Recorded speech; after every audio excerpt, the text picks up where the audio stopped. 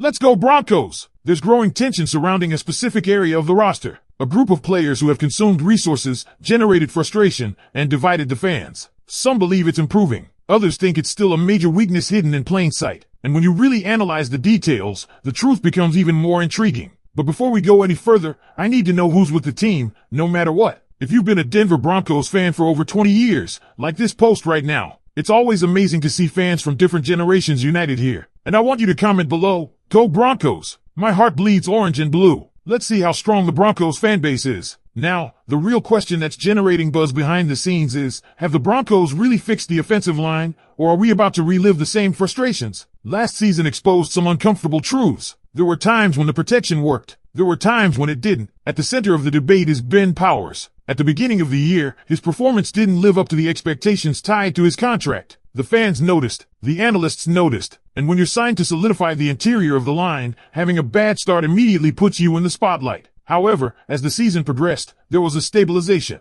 This part doesn't always get the attention it deserves. He wasn't dominant, and there were still times when he could be physically outplayed, as he tends to use more subtlety than brute force. But he was still seen as an improvement compared to what the Broncos had been putting on the field previously. This nuance makes the debate so interesting. And here's where things get even more interesting. The Broncos haven't had consistent success signing guards in free agency since Luis Vazquez's return in 2012. It's been over a decade trying to recreate that stability. There were the Max Garcia years, the Alan Barber era, and later investments like Graham Glasgow. Each signing carried with it a hope. Each one came with a financial commitment, but none truly matched the impact Vazquez had. So now we're at a crossroads again. Are the Broncos confident that Powers is part of the long-term foundation? Or is this just another chapter in a pattern that keeps repeating itself? And what about the bigger picture? The decisions involving Garrett Bowles and Lloyd Cushenberry aren't simple. Renewing Cushenberry's contract would require freeing up salary cap space. Resources are scarce. Tough decisions are coming. Maybe it's time to pass the baton. One of the biggest talking points from last season was the performance of Ben Powers at left guard.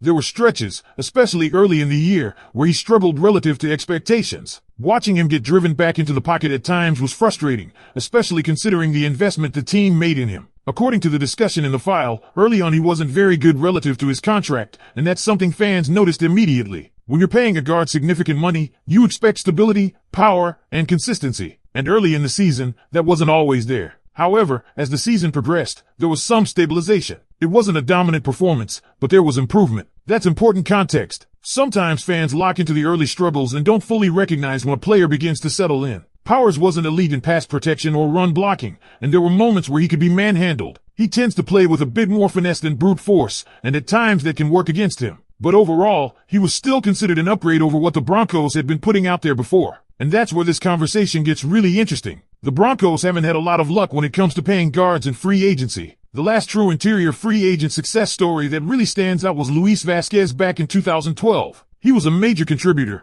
earned Pro Bowl and All-Pro honors, and helped the team reach multiple Super Bowls. Since then, it's been a struggle to find that kind of return on investment. There were the years with Max Garcia and Alan Barber, and more recently the experiences with Graham Glasgow and now Powers. The pattern has been inconsistent production relative to cost. And that's a major issue when you're trying to build a balanced roster under the salary cap. Interior offensive line play might not grab headlines, but it absolutely determines how functional your offense can be. There's also the psychological factor with Powers. Some observers believe that when people watch his tape, they see the contract before they see the actual performance. In other words, expectations are shaped by the price tag. If he were making significantly less money, many would probably say he played pretty well in 2023. That's a fascinating angle because it forces us to separate performance from perception. But the questions don't stop at left guard. There are real decisions looming. What happens with Garrett Bowles? What about Lloyd Cushenberry? If the team wants to bring Cushenberry back, cap space becomes a real obstacle. Resources are tight, and you can't keep everyone. At some point, you have to decide whether it's time to pass the torch. This is where the front office has to be precise. You need the players who are consuming significant cap space, like Powers, to carry their weight. The margin for error is thin. If the Broncos are serious about building a championship-caliber roster, the offensive line can't just be okay. It has to be dependable. It has to be physical. It has to set the tone. And that's what makes this moment so critical. Is Ben Powers part of the long-term solution? Can he elevate his play to match the financial commitment? Or does the team need to rethink how it approaches investing in the interior offensive line altogether? And when we zoom out even further, this isn't just about one player. This is about identity. It's about whether the Broncos can finally build continuity up front instead of constantly patching holes year after year. Because that's been the story for too long.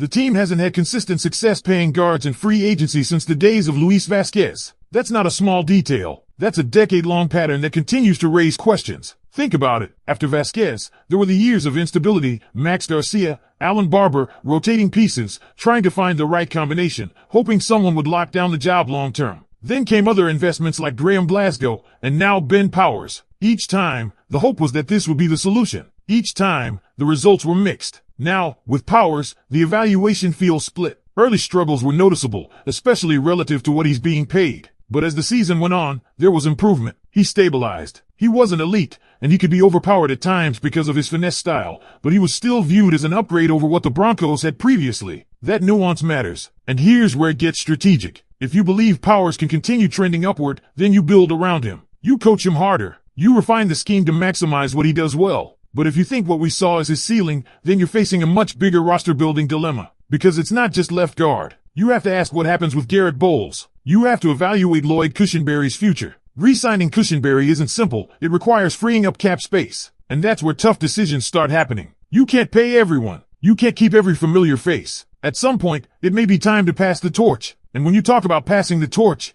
you're talking about more than contracts. You're talking about a philosophical shift. Are the Broncos going to keep trying to solve guard through free agency? Or do they finally prioritize developing that position internally and creating continuity from within? One thing is clear. If you're paying premium money along the offensive line, those players must carry their weight. There's no room for underperformance when cap space is tight. Every dollar allocated to the trenches affects what you can do at other positions. If the offensive line isn't stable, the entire offense feels it. And that's why this offseason and the decisions surrounding this group could quietly define the trajectory of the team. Not flashy headlines. Not big-name skill positions. The offensive line. The foundation. And this is exactly where things become critical for the future of this team. Because when you evaluate the offensive line, you're not just evaluating protection. You're evaluating the engine of the entire offense. Every run concept, every deep drop back, every play action design depends on trust up front. If that trust isn't there, the playbook shrinks. If the interior collapses, timing is disrupted. And when that happens consistently, it doesn't matter how talented the skill positions are, the offense becomes predictable. With Ben Powers, the internal debate isn't black and white. Early in the season, the struggles were obvious, especially when measured against his contract. That created frustration. Fans saw pressure coming through the A-gap and immediately questioned the investment. And that's understandable. When you allocate serious cap space to a guard, you expect a tone setter.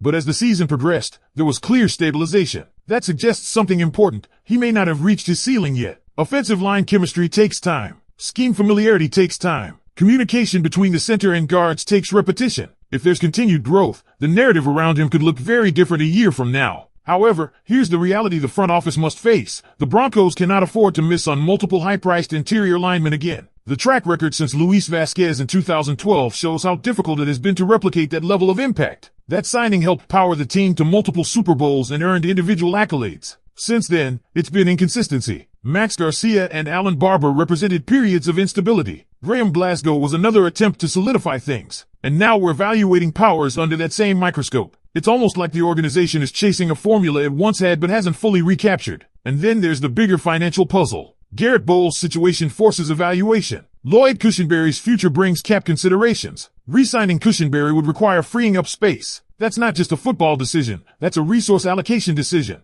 And in today's NFL, cap flexibility can determine whether you can add impact players elsewhere on the roster. This is where the phrase "time to pass the torch" becomes meaningful.